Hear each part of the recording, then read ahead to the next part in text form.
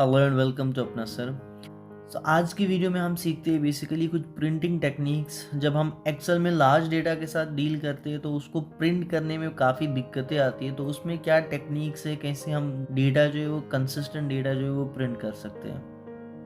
तो उसके लिए पहले डेटा सेट पे एक नज़र मारते हैं। यहाँ पे हमने हमारा डेटा जो है वो इम्प्लाइज EID से बेसिकली स्टार्ट हो रहा है, कॉलम ए से स्टार्ट हो रहा है और ये कॉलम एन तक जा रहा है, जो कि लास्ट कॉलम है डेटा की, वो है exit date. That means 14 columns का ये डेटा सेट है।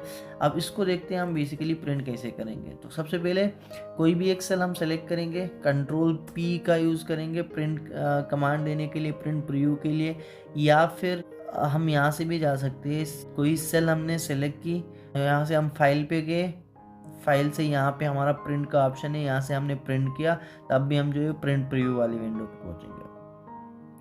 अब प्रिंट प्रीव्यू वाली विंडो पे अगर हम थोड़ा फोकस करके देखें, यहाँ पे डेटा जो है वो EID से स्टार्ट तो हो रहा है, बट वो खाली लास्ट कॉलम जो है वो हायर डेट तक आ रही है, जबकि एक्चुअल डेटा सेट में लास्ट कॉलम जो थी वो एग्जिट डेट थी। तो अब कुछ कॉलम जो है वो यहाँ पे नहीं आ रहा है, डेट मीन्स वो दूसरे पेज पे आ रहे हैं। अब ऐसा क्या किया जाए कि सारी कॉलम्स जो है वो एक ही पेज पे आए। उसके लिए यहाँ पे लेफ्ट हैंड साइड पे आपको स्केलिंग का ऑप्शन मिल रहा है। अभी के लिए नो स्केलिंग सेट है। हम इस ड्रॉप डाउन पे क्लिक करेंगे तो हमें काफ़ी ऑप्शंस मिलेंगे। पहला ऑप्शन है नो स्केलिंग, जो कि अभी बाय डिफ़ॉल्ट सेट है।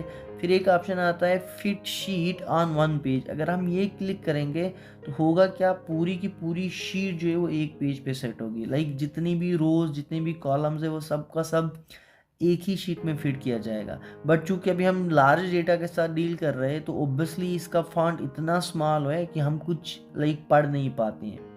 दूसरा ऑप्शन इसी स्केलिंग में आता है fit all columns on one page. अभी हमारे काम का ऑप्शन है fit all columns on one page. हम इस पे जो ही क्लिक करेंगे, अब क्या होगा, सारे कॉलम जो है वो एक ही शीट पे आएंगे। अभी जैसे अभी तक जो है हायर डेट हमारा लास्ट कॉलम आ रहा था, अब देख सकते हैं हम यहाँ पे एग्जिट डेट जो है वो हमारा लास्ट कॉलम आ रहा है।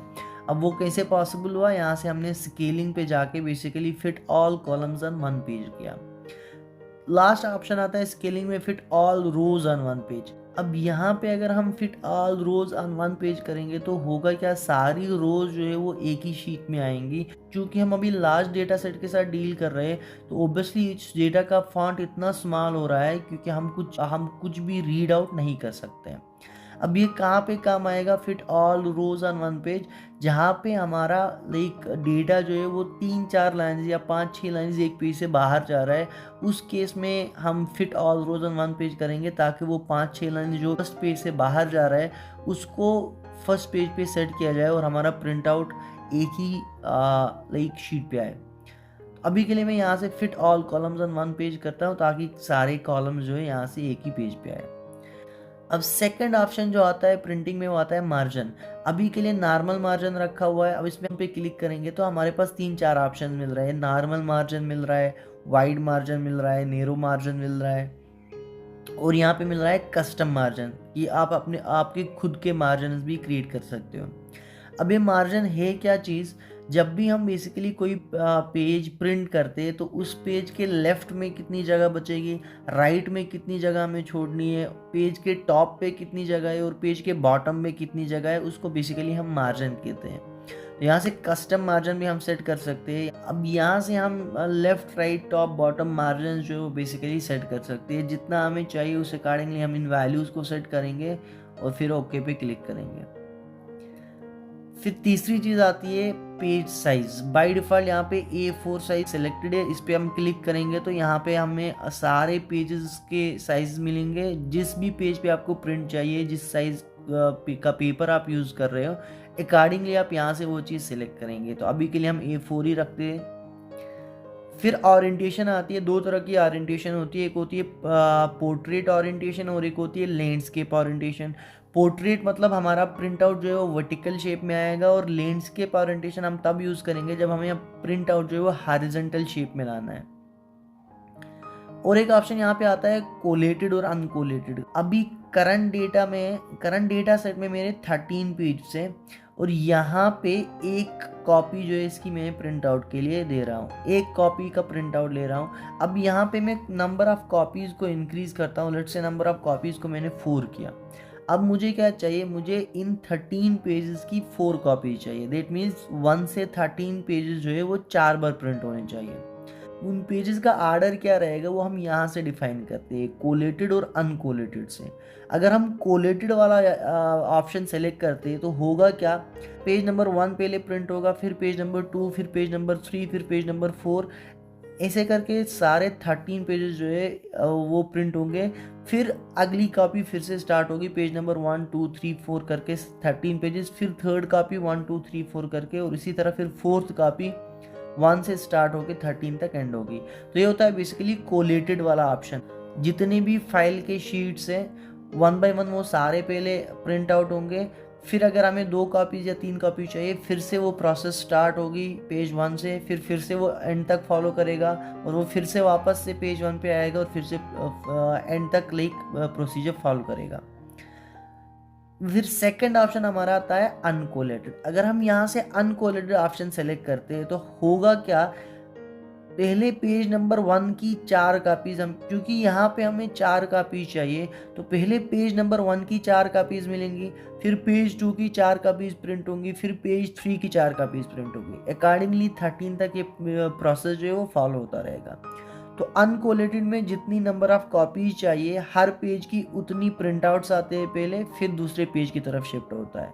और कोलेटेड में क्या होता है, पहले सारे पेजेस का प्रिंट आउट 1 बाय 1 मिलता है, और फिर नंबर ऑफ कॉपीज के लिए वापस से प्रोसेस पेज 1 से स्टार्ट की जाती है।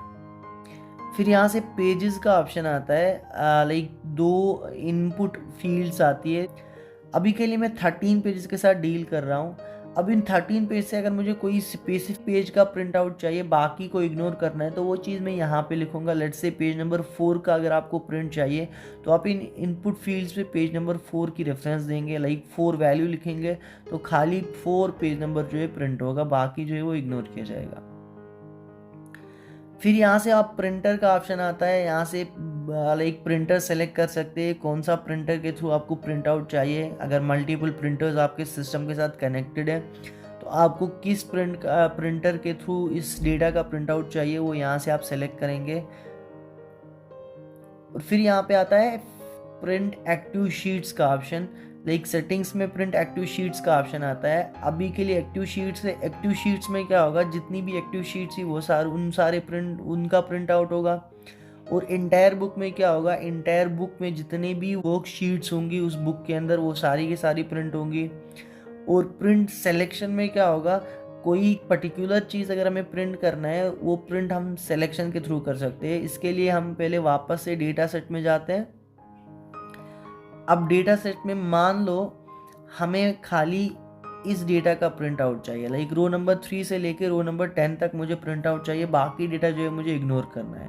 तो मैं यहाँ से ये डेटा सेलेक्ट करके ही रखूँगा, और फिर मैं Ctrl+P प्रेस करूँगा ताकि प्रिंट प्रीव्यू वाली विंडो पे हम रीडायरेक्ट हो।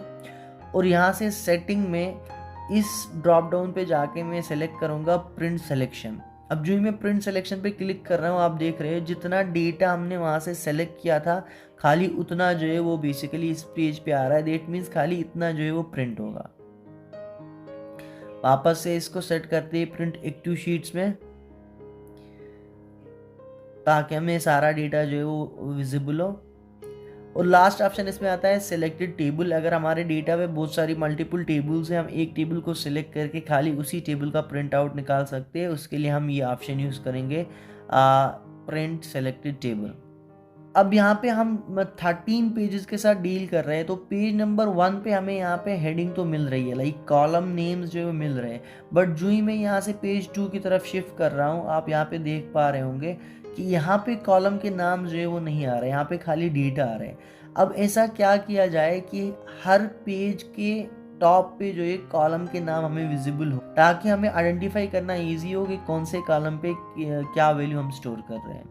तो उस चीज़ के लिए हम क्या करेंगे, वापस से हम डेटा सेट पे जा रहे हैं। अब डेटा सेट पे यहाँ पे एक टैब मिलेगी पेज लेआउट की, पेज लेआउट टैब पे आते हैं। यहाँ पे ऑप्शन मिलेगा पेज सेटअप में प्रिंट टाइटल्स। अब प्रिंट टाइटल्स पे हम क्लिक करेंगे और रोज़ टू रिपीट एट टॉप पे क्लिक करेंगे, क्योंकि हमें क्या करना है, हमें फर्स्ट रो जो है वो रिपीट करानी है हर एक पेज पे। फर्स्ट रो ही हमारे कॉलम के नाम है। अब यही रो हमें हर एक शीट पे रिपीट करानी है, इसलिए हमने यहाँ पे क्या किया, रोज़ टू रिपीट एट टॉप पे हम इस रो की रेफरेंस देंगे, रो नंबर 1 की। अब रो नंबर 1 पे हमारे कॉलम्स है, कॉलम नेम्स है, इसलिए हम यहाँ पे उसकी रेफरेंस दे रहे हैं और फिर क्लिक करेंगे ओके पे। अब अगर मैं प्रिंट प्रीव्यू पे जा रहा हूँ, लाइक कंट्रोल पी प्रेस कर रहा हूँ, तो पेज नंबर 1 पे तो पहले भी आ रहा था। अब अगर मैं पेज 2 की तरफ शिफ्ट हो रहा हूँ, आप देख पा रहे होंगे यहाँ पे पेज 2 पे हम शिफ्ट हुए, स्टिल पे कॉलम के नाम जो है वो अवेलेबल है।